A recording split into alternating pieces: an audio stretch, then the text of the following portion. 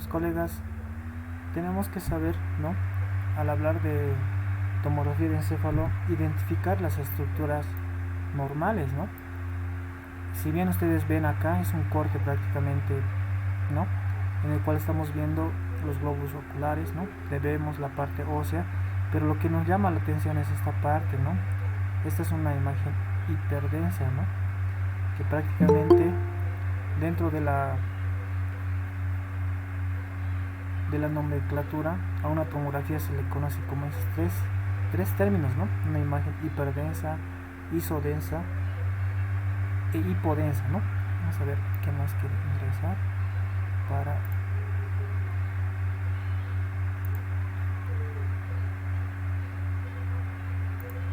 entonces es por eso que aquí tenemos que hacer y recalcar, ¿no? Que lo primero que tenemos que saber es la nomenclatura, ¿no? Dentro de la interpretación de la tomografía, ¿no? Entonces recordarán ustedes que para una condición, para llevar a un paciente que se realiza un ataque, se debe de cumplir ciertos requisitos, ¿no? Que prácticamente estos pacientes que ingresan al servicio de emergencias, que están con obviamente excitación psicomotriz, combativos, o algún paciente con shock, insuficiencia respiratoria, ventilatoria, o que no tenga una vía aérea no protegida o no permeable, potencialmente con un deterioro grave, estos pacientes no se pueden trasladar a un centro tomográfico, ¿no? Primero, como hemos dicho, ¿no? En la parte inicial se debe de hacer la valoración primaria, ¿no? En el cual tenemos que estabilizar al paciente, ¿no? Estabilizarlo para poder llevar a un centro tomográfico, ¿no? Entonces, ustedes ven que el estudio de neuroimagen más comúnmente utilizado es la tomografía de encéfalo, ¿no? Y obviamente en trauma se solicita sin contraste, ¿no? Y ahí vamos a ver por qué se tienen que utilizar uno sin contraste. Hasta un 12% de todas las consultas de adultos en el departamento de emergencias son de mayor importancia a un trauma cráneoencefálico, sea hasta leve, moderado, grave, ¿no? Entonces, para esto nosotros tenemos que hacer y recordar de que la tomografía abarca cortes desde la base, ¿no? Del cráneo hasta la punta de la misma, ¿no? De la calota como tal. Entonces cada uno puede ser una separación de 8 milímetros, ¿no? O de 5 milímetros de grosor, ¿no? Entonces nos van haciendo cortes, ¿no? Entonces en este caso cortes transversales, ¿no? Que empiezan desde la base del cráneo hasta la punta del mismo, ¿no? Entonces vean cómo se va utilizando los cortes, pero que siempre van a empezar desde la base, ¿no? Dentro de sus en una parte transversal, dentro de los cortes transversales. Y para esto tenemos que recordar una unidad que es las unidades Hounsfield, ¿no? Que prácticamente las unidades Hounsfield te tiene que dar el origen, ¿no? De qué es lo que estamos viendo. Entonces, como ven aquí en la parte derecha de su pantalla, estamos viendo el número, ¿no? Que prácticamente corresponde a esta escala de Hounsfield. Entonces miren que la densidad hueso es aquella que vemos en blanco, ¿no? Pero se le denomina como imagen hiperdensa, ¿no? Si vemos líquido, entonces prácticamente aquí podemos ver dos tipos de líquidos.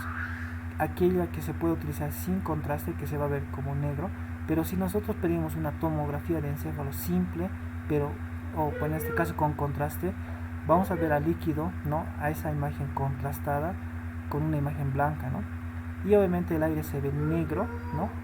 Y la densidad masa se va a ver en una escala gris, ¿no? Prácticamente entonces tenemos que ver, miren que el hueso compacto tiene 1000 unidades, ¿no? De esta escala, ¿no? En comparación, o sea, todo lo que es blanco a partir de 200 hasta 1000 se puede decir como un hueso compacto, ¿no? ¿Cuántas unidades tiene la sangre coagulada? Tiene desde los 56 hasta los 76 unidades, ¿no? La sustancia gris, miren ahí la sustancia blanca 22 y hasta el aire que es menos 100 unidades, ¿no? Entonces, ¿esto para qué nos sirve, doctor, memorizarse estos números o cuál es la razón? La razón es que estas unidades se pueden medir, ¿no? Si nosotros estamos sospechando de que parece sangre o no parece sangre, le podemos decir al imagenólogo que nos saque estas unidades. Miren en esta representación gráfica, ¿no? El aire, ¿no? Prácticamente es de menos 100, ¿no? Es lo que hemos indicado acá, menos 100 unidades, ¿no? Entonces aquí está, menos 100 unidades Huntsville, ¿no? Y ahí, ¿cómo está el hueso, no? Prácticamente ahí está, ¿no? Con una calidad clara, ¿no? Blanca, una imagen hiperdensa, decíamos, ¿no? Que está dentro de los 1041 unidades, ¿no? De ahí ya vemos, viendo cómo está el líquido cefalorraquídeo, ¿no? De 3.9 unidades Huntsville, y cómo se puede ver una sangre coagulada, ¿no? Desde 67 unidades. Entonces, si nosotros queremos ver esto y no sabemos si es sangre o es hueso, ¿no? Entonces, si fuera esto parte de ser algún vestigio de alguna de hueso, entonces tendría que estar en este tipo de unidades. Entonces, para eso nos sirve este tipo de clasificación. Miren, aquí por ejemplo la sangre coagulada está entre 56 y 70, ¿no? Aquí está, prácticamente nos está identificando que esta sustancia o esta unidad está en 65 Hz, ¿no? Pues prácticamente ahí vemos, ¿no? Y miren cómo está la sustancia gris y la sustancia blanca, ¿no? Prácticamente la sustancia blanca igual tiene sus unidades, ¿no? Prácticamente en relación a todo lo que es el contexto imagenológico, ¿no? Para eso nos sirve identificar las unidades Huntsville, ¿no? Porque nos identifica qué es hueso, es líquido, es sangre, ¿no? Es parénquima, es sustancia gris, sustancia blanca, ¿no?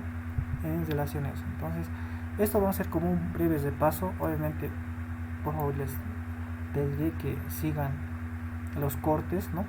Miren que hemos dicho, ¿no? Que los cortes siempre van a ir de la parte basal hacia el vértice, ¿no? Entonces aquí miren que con el primer corte, para nosotros, lo primero que vamos a ir viendo va a ser el bulbo raquídeo, ¿no? Que es parte del tronco encefálico, y vamos a ir subiendo paulatinamente. Y miren, un corte más arriba, o de 5 a 8 milímetros más arriba, ya se ve el bulbo raquídeo, obviamente con, ¿no? Prácticamente ahí como una pepita, ¿no? Pero vamos viendo, miren, estos en dos imágenes, ¿ya? De acá para este lado está representando en colores, y de aquí a este lado prácticamente en su origen natural. Entonces miren cómo es el bulbo raquídeo que se va viendo, ¿no? El hemisferio cerebeloso ya se va apareciendo acá, ¿no? Ya se ve viendo acá el hemisferio cerebeloso. Y hacemos otro corte más arriba. Entonces, ¿qué estamos viendo, no? De arriba abajo, o de abajo hacia arriba. Vamos a ir viendo, ya hemos pasado acá el bulbo, ¿no? Posteriormente ya estamos viendo la protuberancia, el lóbulo temporal, estamos viendo los hemisferios cerebelosos, ¿no? Acá. Y se está viendo parte del lóbulo occipital, ¿no? En este corte más superior.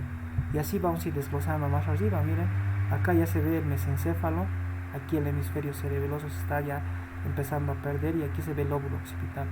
¿Qué está apareciendo? Aquí está el lóbulo temporal, ¿no? Y prácticamente ya está viéndose prácticamente el lóbulo temporal, ¿no? Otro corte más arriba, aquí tenemos en su totalidad el lóbulo temporal. Aquí ya tenemos, ¿no? El tegmento del mesencéfalo como tal, y los hemisferios cerebelosos que ya se están perdiendo, ¿no? Y el lóbulo occipital que está acá, ¿no? Entonces igual, es así como tenemos que ir viendo de abajo hacia arriba, ¿no? Aquí ya vemos parte del lóbulo frontal, ¿no? El quiasma óptico, vemos el cuerpo amigdalino, ¿no?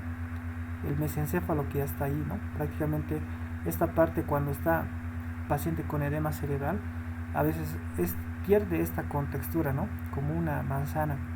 Siempre buscan esto. Cuando hay algún dato de edema cerebral, entonces esto tiene que estar como una manzanita acá, como está acá, ¿no?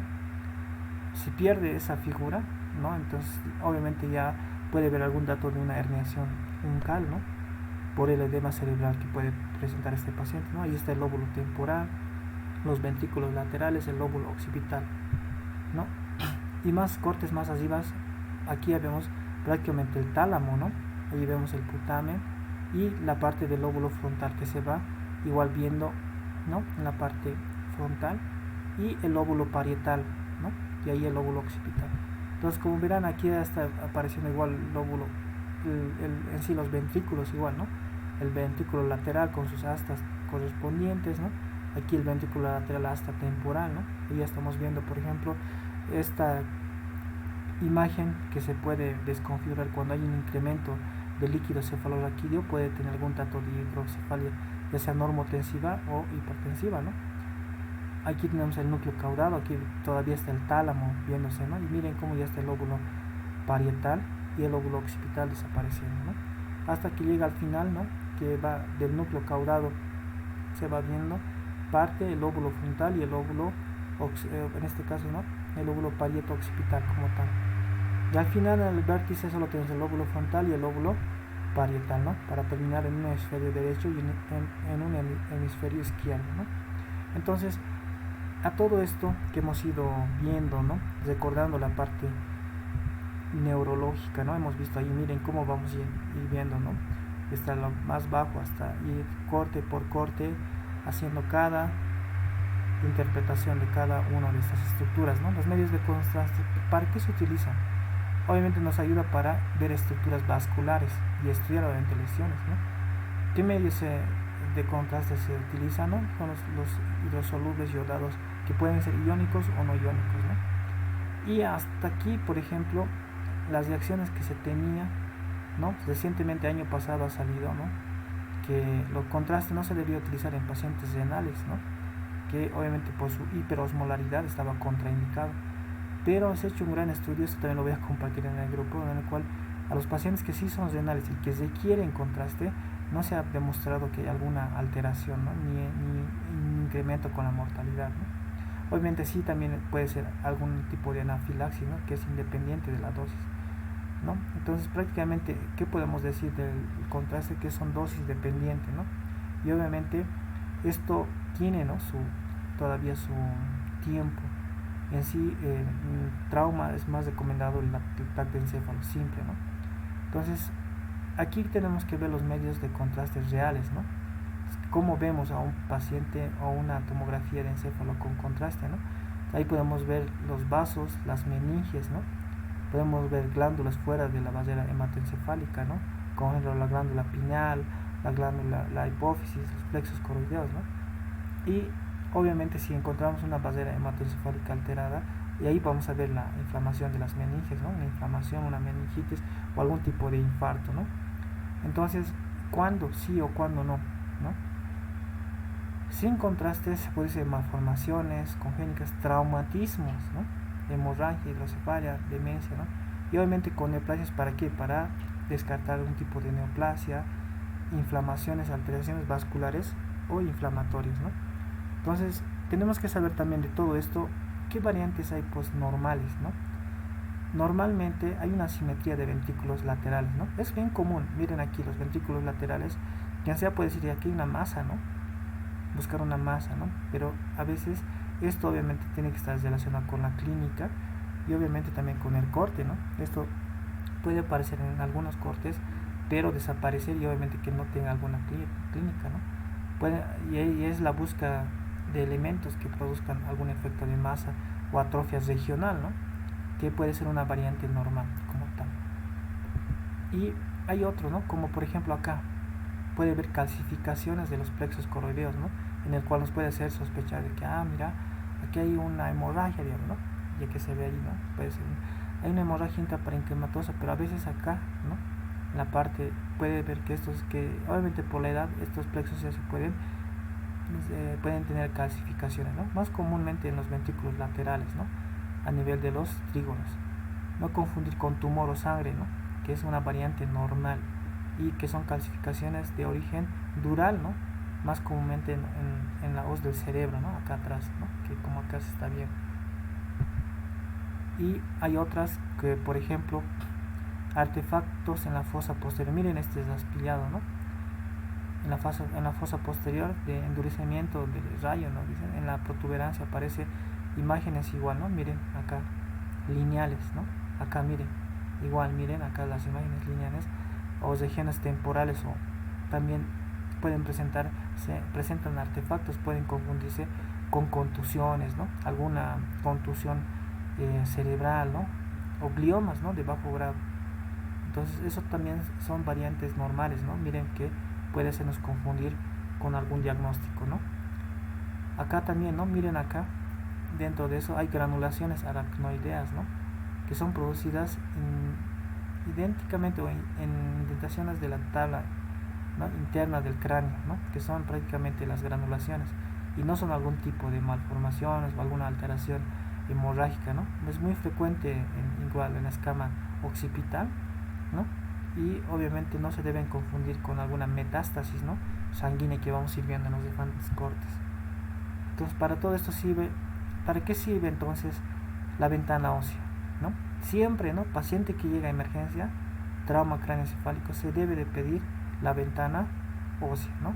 Primero, porque podemos observar una imagen irregular en la forma del cráneo, pero se dificulta ver la probable fractura, ¿no? Miren acá, ¿no?, que sí parece, ¿no?, aquí parece que hay una deformidad, y aquí que también se confirma de que hay una solución de continuidad, ¿no? Aquí miren, aquí está más evidente, miren, aquí hay dos soluciones de continuidad, ¿no? Entonces aquí hay una fractura de hundimiento en la región posterior temporoparietal izquierda, ¿no?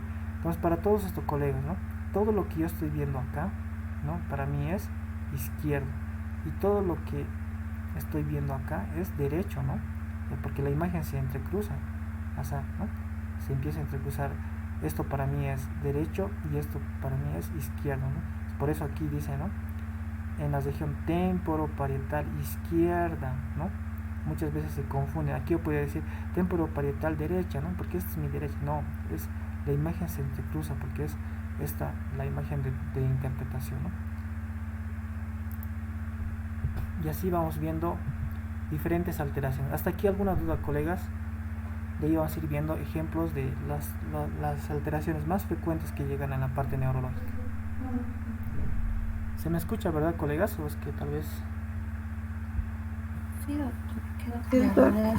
¿Se escucha, no? Ya, muchas gracias. Entonces, miren, acá vamos a empezar con el primer edema cerebral, ¿no? El edema cerebral prácticamente, como su nombre lo dice, es un edema, ¿no?, que prácticamente se empieza a tener en cuenta que hay un edema, pero en esta parte se dan cuenta, aquí tenemos un lado sano y un lado enfermo, ¿no?, desde el hemisferio derecho, pero miren cómo va perdiendo las cisuras, ¿no? Miren, va perdiendo las cisuras, y este es un edema cerebral citotóxico. Miren que prácticamente ahí hay una pérdida de las cisuras, ¿no?, del hemisferio cerebral derecho, ¿no? Y aquí ustedes pueden interpretar si hay una diferenciación entre sustancia gris y sustancia blanca. Creo que no, ¿no? No respeta el límite de sustancia gris y sustancia blanca.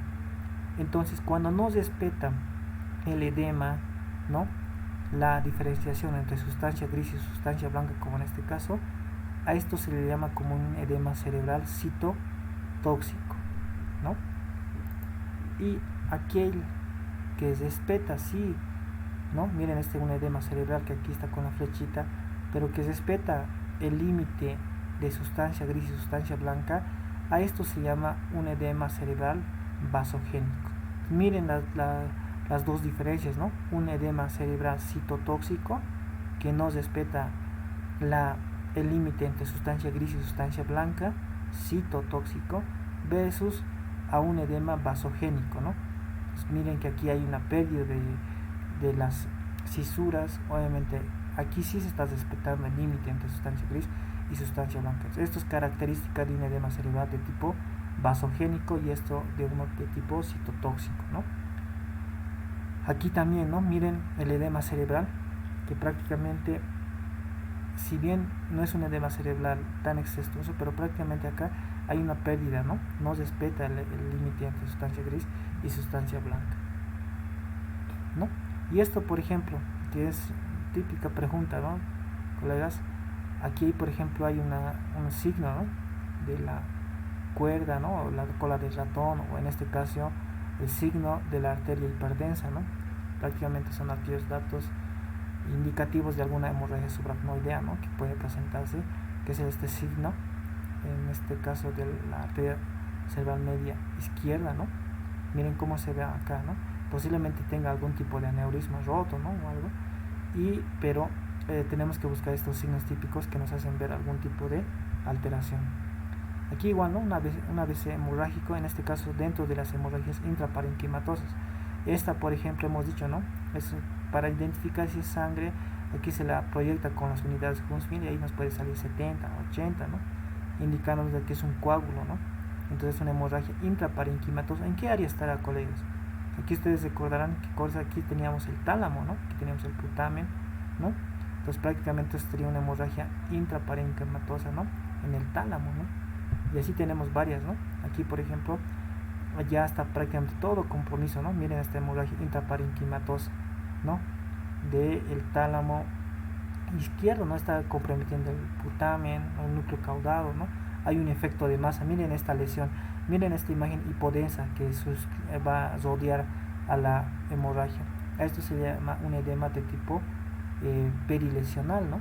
Miren este edema que prácticamente está borrando todo, y esto está creando un tipo de edema de tipo vasogénico, ¿no?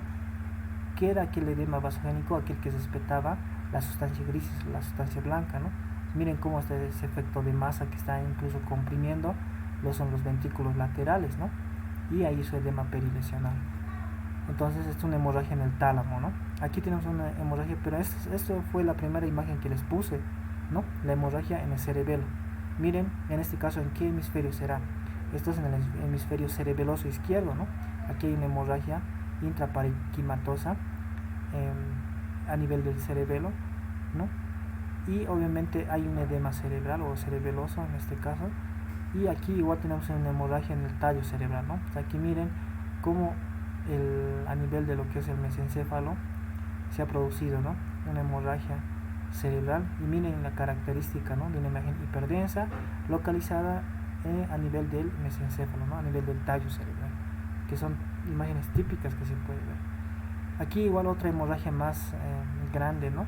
Un hemorrágico igual que está abarcando lo que es el tálamo, el putamen, ¿no? Prácticamente con un edema vasogénico, ¿no? No se olviden eso, ¿no? El edema vasogénico siempre se respeta la sustancia gris y sustancia blanca.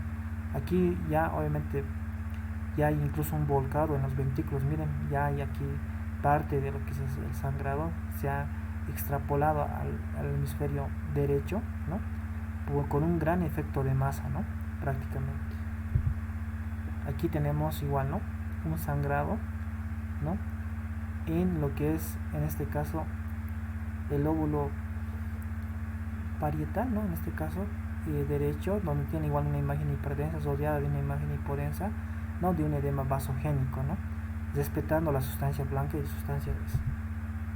Aquí también, miren, tenemos otra, una hemorragia, ¿no? Miren cómo se va desplazando, cómo el edema cerebral de tipo vasogénico va respetando la sustancia gris y la sustancia blanca. Hay un efecto de masa, ¿no? Esta línea blanca, esta línea media, tiene que ser siempre respetada. Miren, el ventrículo está llegando hasta el otro extremo, ¿no? Hay un edema cerebral masivo acá. Y obviamente aquí llamamos contusiones cerebrales o metástasis hemorrágicas, donde existe prácticamente aquellas múltiples, ¿no? En diferentes áreas. Miren, en este caso la parte occipital, ¿no? Puede ser comprometida a nivel de la fronto occipital, ¿no? Donde sí puede ser por una metástasis hemorrágica o por una contusión traumática, ¿no? Aquí, por ejemplo, alteraciones del amiloide, una angiopatía amiloide que también puede presentar este tipo de alteraciones a nivel del cerebro, ¿no? Teniendo esta imagen un poco más isodensa, ¿no? No tanto como una hemorragia intraparenquimatosa. Y relacionadas a las coagulopatías, que prácticamente estas son relacionadas, y miren qué gran efecto de masa hace, ¿no? Obviamente este paciente con una alteración, de alguna alteración coagulopática, es un paciente coagulópata, ¿no? En el cual está viendo un efecto de masa, y de repente puede volcarse a los ventrículos y generar también una hemorragia, ya sea global, ¿no? Y por el efecto de masa que rápidamente se compromete en segundos, en minutos, ¿no? Y para esto, ¿no? Ya hemos hablado de las partes hemorrágicas, ¿no? Ya hemos hablado de la hemorragia intracerebral, hemos hablado de los efectos de masa, hemos hablado de los efectos o los edemas vasogénicos o los edemas citotóxicos, ¿no? Entonces, para hablar ahora de un accidente vasculoencefálico isquémico, lo primero que tenemos que ver que acá vamos a ver una imagen hipodensa, ¿no? Hipodensa, ¿no?